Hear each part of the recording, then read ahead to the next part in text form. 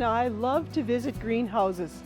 Maybe it's because we had a greenhouse for so many years, but more likely because it's so fun to see all the plants, some new varieties and some of our favorite golden oldies. We were blessed to have great people to work with, and that's what we find when we visit local greenhouses. The people are familiar with the plants and what will do well in our soil and light conditions, so can give great advice. Let's go visit one of those special hometown greenhouses. Funding for Prairie Yard Garden is provided by Heartland Motor Company, providing service to Minnesota and the Dakotas for over 30 years in the heart of truck country. Heartland Motor Company, we have your best interest at heart.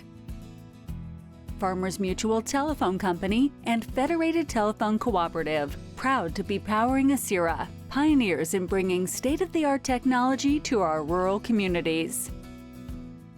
Mark and Margaret Yakel-Julien in honor of Shalom Hill Farm, a nonprofit rural education retreat center in a beautiful prairie setting near Windham, Minnesota.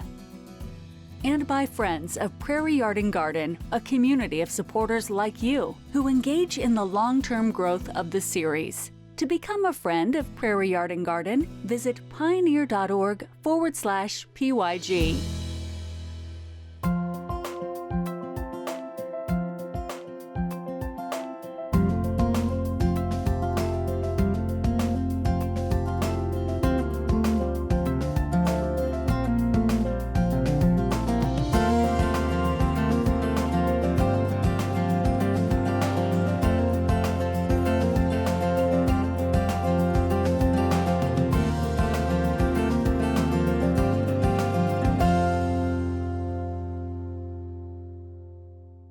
Mike Seahawk is the producer of Prairie Yard Garden.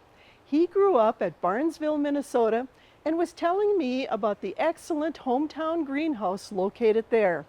He said they do a great job, especially with bedding plants and hanging baskets. Well, my ears perked right up, and I called to see if we could come for a visit. Stephanie Specht is the owner, and she said yes, so we loaded up and headed for Barnesville. Thanks so much, Stephanie, for letting us come and visit. Yeah, we appreciate you coming. Tell me, how was Thompson Greenery started? The original Thompson Greenery was started by the mother of the former owners. She had started it, then the former owners purchased it from her and ran it for the next 40 years and turned it into what you see here today. We purchased it in 2022 and have just carried on what they have built over those 40 years. How and when did you get involved with the business? I have worked here for about 8 years prior to us taking ownership. I've always loved gardening and I enjoyed working at the nursery, and so when they were getting close to retirement, we approached them about purchasing the nursery. Where is Thompson Greenery located? It's in Barnesville, Minnesota, about 22 miles outside of the Fargo-Moorhead area. Okay, so how big is the town of Barnesville? I think the last check is about 2,500 people roughly. Okay, so how big of an area do you serve? We get people from a long distance away. We get a lot of people from the Kindred, Wahpeton, Lisbon area. We get a lot of lakes people that come through here on their way to Pelican and Cormorant and all of that area over there. But we've also had people that have come through and said, hey, I'm from Jamestown, I saw you on Facebook. So a wide group of people. Do you do both retail and wholesale? Yes, we do retail and wholesale. How many wholesale accounts do you have, and what does that involve? We have approximately 20 wholesale accounts that we serve in North Dakota and in Minnesota. And we start working with them in February when we send out our wholesale purchase lists. And then we work with them throughout the spring in helping them determine what their needs are for that year. And then we start delivering at the end of April. So, what is Thompson Greenery known for? Thompson Greenery is known for a variety of things. The previous owners were very knowledgeable in tree and health and how to grow them and care for them, but they also were very well known for their bedding plants and hanging baskets. Through the years, they have become very skillful growers, and they have passed that knowledge on to us so that we can continue what you see here today. Do you start your own plants or do you get them in? I would say 99% of the plants that we have here, we get in as plugs, which are just tiny plants, and we start planting at the beginning of March with our hanging baskets. And we grow those up until the plants that you see today. We also do order in some finished product that we just don't either have the space or the time to grow. We do some seeding of our vining crops like pumpkins and squash and cucumbers and melons and things like that. We start those probably closer to the beginning of May. How do you decide what to grow? Well, we go on what has been trending for the last year. We always have the staples. Geraniums are always by far the most popular. But you go to trade shows and growing shows and they'll tell you what is the latest that's coming up, and so you always try to have some of those items as well. But you find that people kind of have what they like and what they are comfortable with growing, and so you need to make sure that you have those every year as well. How do your wholesale customers let you know what they want to order? Well, we send out a list at the beginning of February with what we are going to offer. And so it isn't until the end of that growing season that then they can say, hey, I really needed more of this product or of that product, and so then we can adjust our ordering for the following growing season. So when you add new varieties that you see at the trade shows or anything, do you eliminate sometimes some of the less popular things too? We do. We only have so much space, and so we always have to get rid of a few varieties that we saw didn't sell as well the year before. But if people continue to ask for them or see that they're missing, then we try and get those back in the rotation the next year. How many houses do you have here in your complex? Well, we have the main house here, and then we have 5 more grow houses along back this way, plus a small house there, and then 1 more grow house over here. Oh my gosh. So do you carry trees and shrubs and perennials too? Yes, we carry all of those of a wide variety of trees and shrubs, and then our perennials we start from plugs as well and grow. Where do you put everything? In all of these houses. And then our trees and shrubs, we do have a tree and shrub area outside that we house all of that. Stephanie, how many hanging baskets or planters do you do each year? Hanging baskets alone we do over 5,000, and then beyond that we do another probably 700 or 800 geranium planters, and then another variety of probably 200 or 300 mixed planters. Could you please show us how you do those baskets? Sure, I'd love to show you how we do.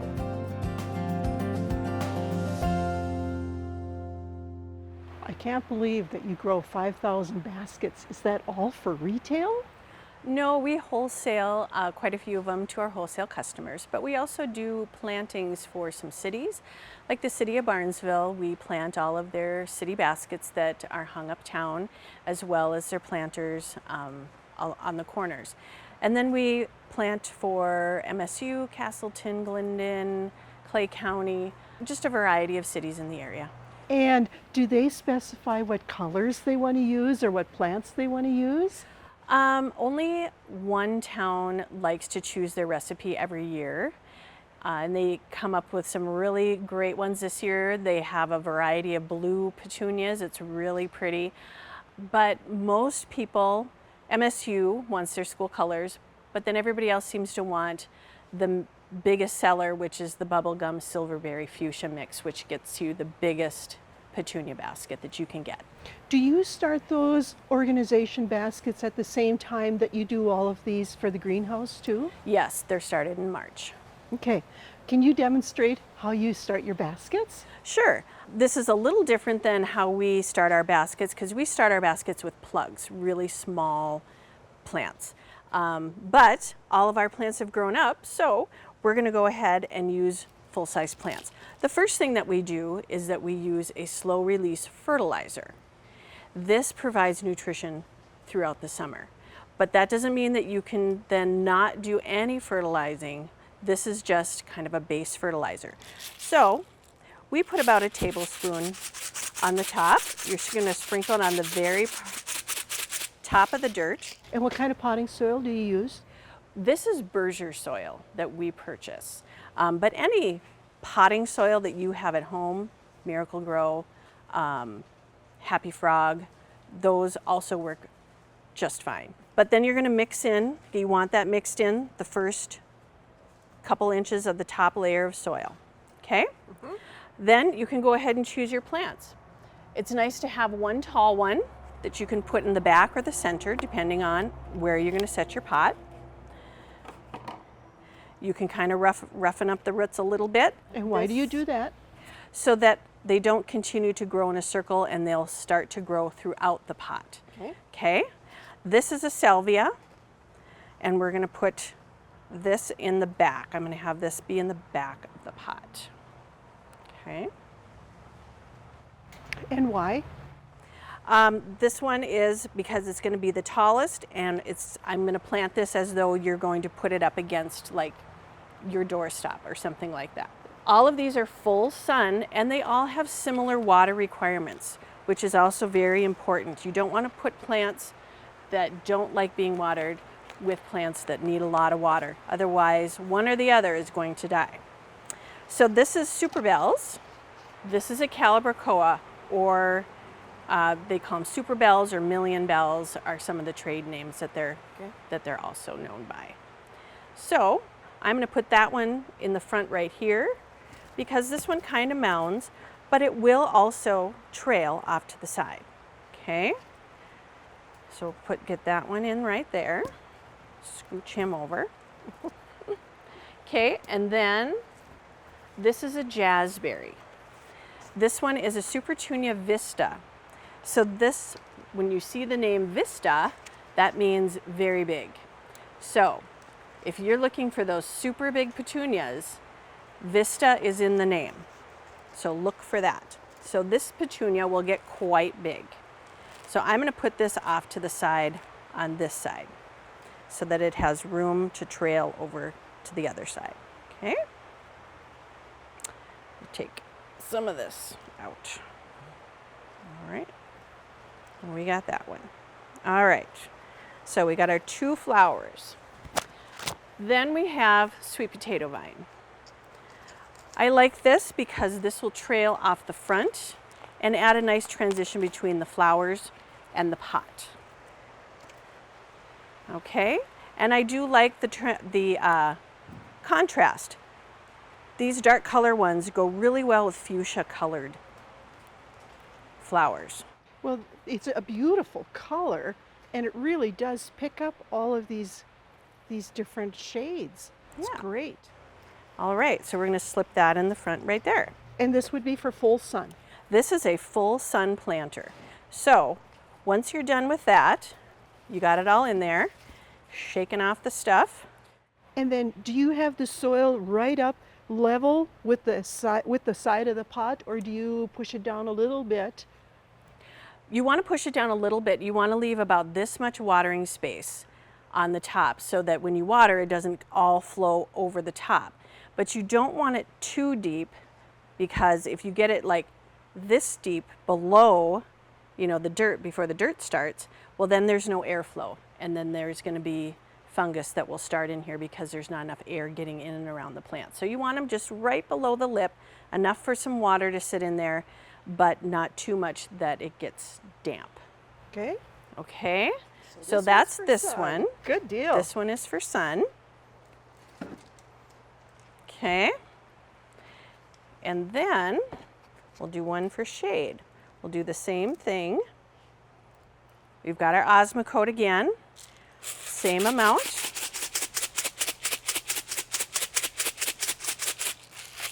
And we'll mix that in. And the amount you use varies with the size of the container you're putting it into? Yes, and all the directions are on the bottle that will show you exactly how much. So on this one, I'm going to use a Dracaena spike. This is going to be my thriller, and we're going to put that in the back. If you were going to see it from every direction, could you just put it in the middle then too? Yeah, you can just put it in the center and then have your plants go around in a 360, and that works. So begonias. A tip with begonias is when you're planting them, plant them so that their leaves are going out. They're not pointing. So if you look at this begonia, you'll see that the leaves are growing this way. So we want to plant it going out. Don't plant it this way with the leaves going in, otherwise everything will grow inward. And you want them to grow outward over the end of the pot. So I'm going to put this one here, leaves going out at the front of the pot. And then we have a second one, and we're going to do the same thing. What kind of begonias are these? Because I know there's different kinds. There are. This white one is called a non-stop begonia. Very easy to care for. And then this one here is the non-stop rose. Non-stops are very easy to care for. Another really easy variety to care for is the Solania begonia that blooms all summer. So I'm going to do the same thing. Leaves are headed away, going outside the pot so that they are growing away. All right, I'm going to scoot that one over a little bit because I want to use some filler here. So this is lobelia. And I like using cell packs as fillers because when you use cell packs as fillers, you can disperse them around the pot. Instead of having a big chunk, big chunk, big chunk, now I can have 3 big chunks and then a bunch of little ones in between. And when all this grows together, then this blue will fill in between all of these plants and provide nice transition between each one of them, and it'll look fuller faster because that's what we want, fuller faster. Okay, so we've got all those in there. So right now this is ready to go out on your porch. So when people take them home, what do you recommend for their care in their yards? So this one, I bring this back. This one is full sun, so you're going to want to have it in at least 6 hours of sun. Because it has petunias and this calibrachoa in it, you're going to have to fertilize it more regularly. So water it for sure every day, especially as the summer goes on, because as the summer goes on, these are going to grow roots and take up the majority of this pot with their roots. So you're going to have to be watering it more frequently as the summer goes on. Fertilize at least once a week because of the petunia and calibrachoa. They enjoy lots of fertilizer. We recommend, or we do, Jack's Petunia feed. It's a higher iron petunia feed that will prevent chlorosis in both of these plants. Okay, now this one is going to be different because begonias don't like to be wet. They don't like to be watered in the evening. So early morning watering, don't get water on the leaves or you'll get sunburn. And then you can fertilize maybe once every other week. They don't need as much fertilizer as what you would see with a petunia. Do you have to prune off or trim off spent flowers? In your begonias, in order for them to keep blooming, you don't have to. They look nicer if you do take off the dead blossoms instead of waiting for them to drop. These, on the other hand, their dead flowers will shrivel up and the new growth will just cover whatever has died off. And so you don't need to do any deadheading for the petunia or the calibrachoa. These are just gorgeous. And I can't wait to see like the Barnesville baskets later on this summer after they've filled out.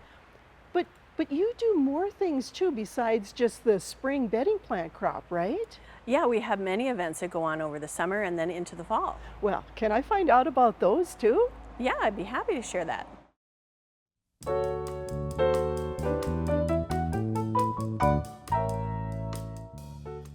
I have a question. I would like to plant a shade tree in my yard, but I do not want to plant an ash. What would you recommend? So if you're looking for a tree to plant in your yard, but you don't want to plant an ash tree because we've all heard about emerald ash borer and how it's killing ash trees all over Minnesota. You don't want to plant an ash, but you want a nice big shade tree that's going to cut your electric bills in your house by 25%. It's going to be a nice place to hang out for barbecues in your backyard. You're looking for something that has a nice wide canopy with a lot of dense leaves to provide dense shade over your lawn, right?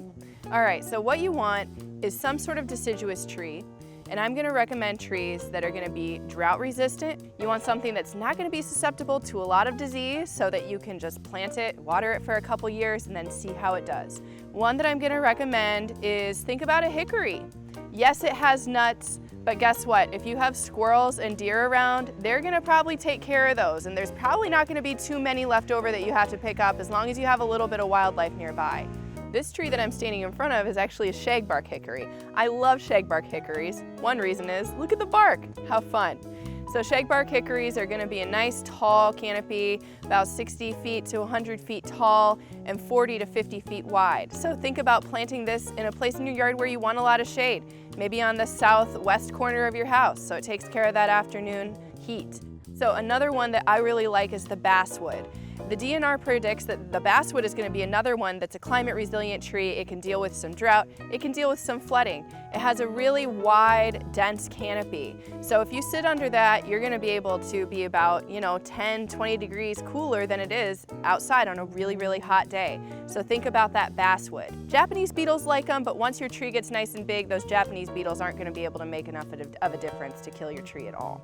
So a third one that I really like, and I just planted it in my own yard at home, is a hackberry. I planted this in a place in my yard that has a lot of sandy soil because hackberries are very resilient in drought conditions. They don't mind being in poor soil. Hackberries are also going to have a dense shade, but maybe like a medium density shade, so you might even be able to grow some plants underneath it too. So those are 3 trees that I would recommend replacing your ash trees with. Ask the Arboretum Experts has been brought to you by the Minnesota Landscape Arboretum in Chaska, dedicated to welcoming, informing, and inspiring all through outstanding displays, protected natural areas, horticultural research, and education. Stephanie, what are some of the classes and special events that you sponsor? In the springtime, we offer some educational classes to our customers on watering, container design, and about different types of plants like petunias. But we also offer fun classes where you can complete a project like make a Christmas tree or make a pine pot or make a planter out of some of the hanging baskets that we have. So do you teach all the classes or do you have staff that helps? I teach all the educational classes, but then we ask 2 other people to come in and they teach like stained glass or resin making, things like that. Okay, so then spring kind of starts to wind down. How about the summer and the fall? In the summer and fall, we have some events that are open to the public. We have a couple of vendor shows. One is called Maker's Market at the end of August, where we have probably 30 or 35 vendors that come in. Everything is either handmade or repurposed by that artisan. We also have some food trucks, and then we have sales and things like that going on as well. They're all held right here in the main greenhouse. So you can have them whether the weather is bad or... Right, if it's raining, we still have a great turnout because everything is inside. So like what are some of the vendors that you have at your Maker's Market? We have everything from baking to jewelry to crystals to t-shirts to quilting, pretty much anything that you can think of. Then do you do a lot of fall events too? We do a couple of fall events. We're going to hold a couple of evenings where customers can come in and maybe we'll do a fun activity like a make and take canvas art or planter, something like that. And then we'll have some sales, we'll have a food truck, things like that. Then we also have, at the end of September, beginning of October, we have Festifall. And that is another vendor show where we invite vendors in for a day and Oftentimes we get some different people at that time, different vendors, because we're looking more towards things that are for sale for Christmas. And then we continue to have pumpkins and mums. We'll have food and end of the year sales. Are you open year-round? We're not. We actually close to the public at the beginning of October, but then we continue to have classes in November, like pine pot classes, Christmas decor classes that we do a few weekends in November. What is a pine pot class? So that is when you make those winter containers with all the evergreens, and then we also have for sale extra cute little berries and snowmen and snowflakes and things that you can add to your pot. You have a lot of garden decor here. Do you use those in some of your classes too? Sometimes we will do planter classes, and then they can also choose, a little pot sticker. We have some magnetic butterflies that you can stick to metal pots, things like that we can add to it.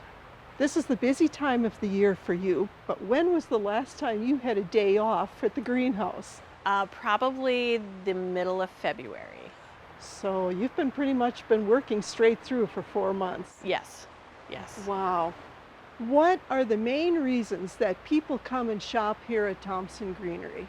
I would say the two biggest reasons are we have really healthy plants, and we have a knowledgeable staff that is going to take the time to help you. And if you have questions, they will help you. And they know what they're doing. They're all gardeners themselves. They have a lot of knowledge from gardening for many years. And they love helping people find and put together arrangements and help them be successful in gardening as well. So do you have any plans for the future or changes for the future? Currently, we're looking more to add more classes and such as the season goes on. But other than that, we're happy with the way things are right now, and the model that was set up that we purchased has been very successful. Thanks so much for letting us come to visit, even in this rain, especially now during your busy season. Thanks for giving us the time and showing us your beautiful place. Yeah, not a problem. We appreciate you coming. At least we're able to talk. If it was raining any harder, we wouldn't hear each other. Funding for Prairie Yard Garden is provided by Heartland Motor Company, providing service to Minnesota and the Dakotas for over 30 years in the heart of truck country. Heartland Motor Company, we have your best interest at heart. Farmers Mutual Telephone Company and Federated Telephone Cooperative, proud to be powering Asira, pioneers in bringing state-of-the-art technology to our rural communities. Mark and Margaret Yakel-Julien in honor of Shalom Hill Farm, a nonprofit rural education retreat center in a beautiful prairie setting near Windham, Minnesota. And by friends of Prairie Yard Garden, a community of supporters like you who engage in the long-term growth of the series. To become a friend of Prairie Yard Garden, visit pioneer.org/PYG.